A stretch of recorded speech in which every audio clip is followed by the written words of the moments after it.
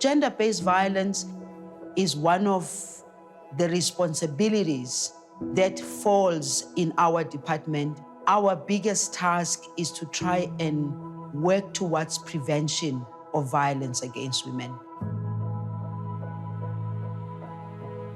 I take my cue for everything that I do simply from a point that says, we are building a new nation called South Africa.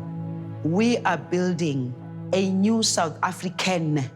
We're talking about a South Africa where the role of women has evolved from what it was many, many years ago. But what is the greatest challenge for us in South Africa is the violence against women.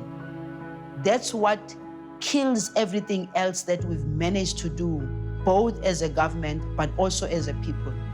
Let us not make the issue of violence against women to be something that is happening only in the township or only in the rural areas. It's happening everywhere. There can never be an excuse for anybody to think resolving whatever problem you have to be violent.